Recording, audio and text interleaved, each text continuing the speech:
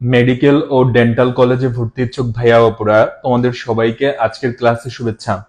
আজকের ক্লাসে তোমাদের মেডিকেল ও ডেন্টাল ভর্তি পরীক্ষার জন্য এবং বোর্ড পরীক্ষার জন্য খুবই গুরুত্বপূর্ণ একটা টপিক নিয়ে আমরা আলোচনা করব।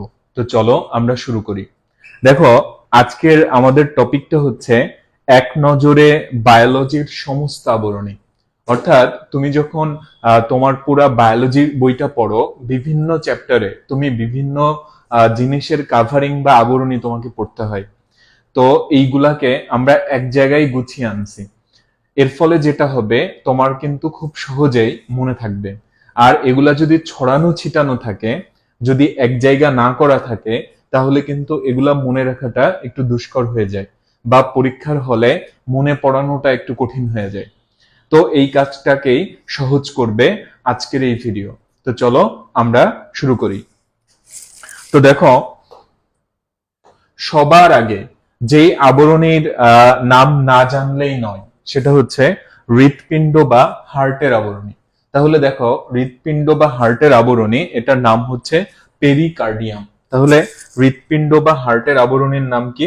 পেরিকার্ডিয়াম। আমরা এই পেরিকার্ডিয়াম শব্দটা মনে রাখবো। তোমাদের একটু বলে রাখি যে দেখো, তোমরা কার্ডিয়াক এই শব্দটা যদি কোথাও দেখতে পাও, তাহলে অবশ্যই বুঝবা যে এখানে হৃৎপিণ্ড সংশ্লিষ্ট কিছু বোঝানো হচ্ছে। হার্ট বা হৃৎপিণ্ড সংশ্লিষ্ট কিছু বোঝানোর জন্য কার্ডিয়াক শব্দটা ইউজ করা হয়। তবে এখানে কার্ডিয়াক শব্দটা নাই, কিন্তু কি আছে? কার্ডিয়াম বা হচ্ছে পেরিকার্ডিয়াম। এরপরে আমরা চলে আসব লাংস বা হচ্ছে ফুসফুস। এটাও অবশ্যই অনেক বেশি ইম্পর্ট্যান্ট। আর ফুসফুসের যে আবরণী, এটার নাম হচ্ছে প্লুরা। তাহলে এই আবরণীর নাম কি? প্লুরা। এবার আমরা চলে আসি, দেখো, কিডনি। তো আমরা যদি সমগ্র কিডনি বা বৃক্কের আবরণের নামটা পড়ি, এটা হচ্ছে রেনাল ক্যাপসুল। তাহলে এই শব্দটা মনে রাখবা, রেনাল ক্যাপসুল। তাহলে রেনাল রেনাল শব্দ যদি কোথাও তুমি দেখো, তাহলে এটা দিয়ে কিডনি সংশ্লিষ্ট কিছু বোঝানো হয় বা বৃক্ক সংশ্লিষ্ট কিছু বোঝানোর জন্য রেনাল শব্দটা ইউজ করা হয়। তুমি যখন জুওলজি পড়বা, দেখবা যে এরকম কিছু কে ওয়ার্ড আছে বা রুট ওয়ার্ড আছে, যেগুলা মনে রাখলে ওই ব্যাপারটা সম্পর্কে সহজেই ধারণা পাওয়া যায়। যেমন আমরা বললাম যে কার্ডিয়াক মানে হচ্ছে হার্ট সংশ্লিষ্ট, তারপরে পালমোনারি এই শব্দটা থাকলে বুঝতে হবে ফুসফুস সংশ্লিষ্ট। আচ্ছা, আবার এখানে দেখলাম যে রেনাল রেনাল শব্দের অর্থ হচ্ছে বৃক্ক বা কিডনি সংশ্লিষ্ট। এবার আমরা চলে আসতে পারি, দেখো, মস্তিষ্ক। Very very important. মস্তিষ্কের আবরণী, এটা অবশ্যই অনেক বেশি ইম্পর্টেন্ট। তো মস্তিষ্কের যে আবরণী, এটার নাম হচ্ছে মেনিনজেস। তাহলে এটা মনে রাখবা যে মস্তিষ্কের আবরণীর নাম হচ্ছে মেনিনজেস। এরপরে আমরা চলে আসব উদ্ভিদ কোষের যে আবরণী, এটার নাম হচ্ছে কোষ প্রাচীর। আর তোমরা নিশ্চয়ই জানো যে কোষ প্রাচীর এটা হলো উদ্ভিদ কোষের অনন্য বৈশিষ্ট্য। আমরা প্রাণী কোষে কিন্তু কোনো কোষ প্রাচীর দেখতে পাই না। তাহলে প্রাণী কোষে কি থাকে? কোষ ঝিল্লি থাকে বা হচ্ছে প্লাজমা মেমব্রেন বা প্লাজমা লেমা। আচ্ছা, এরপরে দেখো, আমরা যদি চলে আসি মলাস্কা পর্বের যে প্রাণীগুলা আছে, তাদের একটা আবরণী আছে যেটার নাম হচ্ছে ম্যান্টল।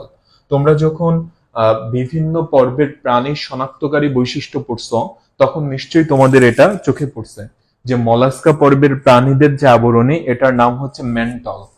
তারপরে যদি আসি ইউরোকর্ডাটা, এই যে উপপর্ব, মানে কর্ডাটা পর্বের কি একটা উপপর্ব হচ্ছে ইউরোকর্ডাটা। তো ইউরোকর্ডাটা উপপর্বের প্রাণীদের যে আবরণী, এটার নাম হচ্ছে টিউনিক বা টেস্ট। দেখো, টিউনিক বা টেস্ট। এরপরে আমরা চলে আসবো হচ্ছে জরায়ুর আবরণী। তো দেখো, জরায়ুর আবরণীর নাম কি? এটা হচ্ছে পেরিমেট্রিয়াম। পেরিমেট্রিয়াম। এরপরে দেখো, আমরা যদি নেক্সট পেজে চলে আসি, তারপরে এখান থেকে দেখো সব থেকে ইম্পর্টেন্ট যেটা, সেটা হচ্ছে যকৃত বা হচ্ছে লিভার। তো যকৃত বা লিভার, এটার যে আবরণী, এটার নাম হচ্ছে গ্লিসন্স ক্যাপসুল। গ্লিসন্স ক্যাপসুল, খুব ইম্পর্টেন্ট এটা। এরপরে চলে আসি অস্থি। অস্থির আবরণীর নাম কি? পেরিঅস্টিয়াম। আর তরুণাস্থি এটার আবরণীর নাম কি? পেরিকন্ড্রিয়াম। তোমরা যদি কোথাও অস্টিও শব্দটা দেখো, অস্টিও, অস্টিও মানে হচ্ছে অস্থি, আর কন্ড্র, কন্ড্র মানে হচ্ছে তরুণাস্থি। যেমন ধরো আমি বললাম যে অস্টিওসাইট, তাহলে অস্টিও মানে বলছি হচ্ছে অস্থি, আর সাইট শব্দের অর্থ হচ্ছে কোষ, তাহলে অস্টিওসাইট মানে হচ্ছে পরিণত অস্থিকোষ। আবার কন্ড্রোসাইট, কন্ড্রো শব্দের অর্থ হচ্ছে তরুণাস্থি, আর সাইট মানে হচ্ছে কোষ, তাহলে কন্ড্রোসাইট এটার অর্থ চলে আসে পরিণত তরুণাস্থি কোষ। তেমনি ভাবে দেখো অস্থির যে আবরণী এটার মধ্যে দেখো অস্টিয়াম শব্দটা আছে, আবার তরুণাস্থির যে আবরণী এটার মধ্যে কিন্তু কন্ড্রিয়াম শব্দটা আছে। এইভাবে কিন্তু আমরা খুব সহজে অনেক ব্যাপার মনে রাখতে পারি। এরপরে চলে আসি দেখো সুষুম্না কাণ্ডের আবরণী।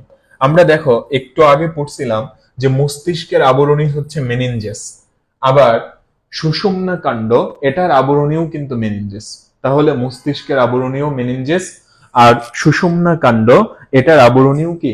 মেনিনজেস। তারপরে আমরা যদি চলে আসি কোষ গহ্বরের যে পর্দা এটাকে বলা হয় টনোপ্লাস্ট, এটাও কিন্তু পরীক্ষায় আসে যে কোষ গহ্বরের আবরণীর নাম কি বা পর্দার নাম কি। তাহলে কোষ গহ্বরের যে পর্দা বা আবরণী এটার নাম হচ্ছে টনোপ্লাস্ট। এরপরে আমরা চলে আসবো দেখো সিলম, সিলমের আবরণী হচ্ছে পেরিটোনিয়াম ঝিল্লি, তাহলে এই পেরিটোনিয়াম এই কথাটা মনে রাখতে হবে। আবার উদর গহ্বর এটার আবরণীও কি? পেরিটোনিয়াম। এরপরে আমরা যদি চলে আসি ভাইরাস, ভাইরাসের যে আবরণী এটা হচ্ছে ক্যাপসিড, আর ব্যাকটেরিয়ার যে আবরণী এটাকে আমরা বলবো হচ্ছে ক্যাপসুল অর হচ্ছে স্লাইম স্তর। এবার আমরা চলে আসবো নেক্সট পেজে। তো দেখো এইখান থেকে ইম্পর্টেন্ট যেগুলা সেগুলা নিয়ে আমি একটু কথা বলি।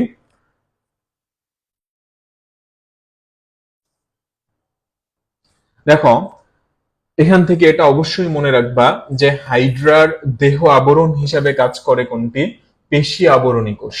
দেখো এই যে পেশি আবরণী কোষ এটার মধ্যে কিন্তু আবরণী শব্দটা আছে, তাহলে হাইড্রার দেহ আবরণ, তাহলে এই যে এখানেও কি আবরণ শব্দটা আছে আর এখানে আবরণী শব্দটা আছে, তাহলে হাইড্রার দেহ আবরণ হিসাবে কাজ করবে পেশি আবরণী কোষ। আচ্ছা, এরপরে খেয়াল করো বহির্ভ্রূণীয় আবরণ। এখানে দেখো চারটা আবরণের নাম আছে, একটা হচ্ছে এমনিয়ন, আর একটা হচ্ছে এলান্টয়েস, তারপর হচ্ছে কোরিয়ন এবং হচ্ছে কুসুমথলি।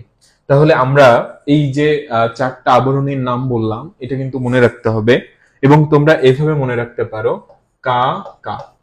দেখো মনে রাখার ট্রিকটা হচ্ছে কা কা। এখানে কেতে কি হয়? কেতে হচ্ছে কোরিয়ন, এতে হচ্ছে এমনিয়ন, আবার কেতে হচ্ছে কুসুমথলি এবং এতে হচ্ছে এলান্টয়েস।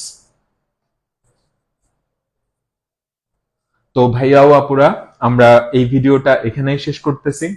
এরকম সুন্দর সুন্দর ভিডিও আমরা নিয়মিত তোমাদের জন্য আপলোড করতে থাকব। তো তোমাদের সবার প্রতি অনুরোধ থাকবে আমাদের এই ভিডিওগুলা তোমাদের ব্যাচমেটদের সঙ্গে, জুনিয়রদের সঙ্গে তোমরা বেশি বেশি করে শেয়ার করবা, তাহলে তারাও উপকৃত হবে।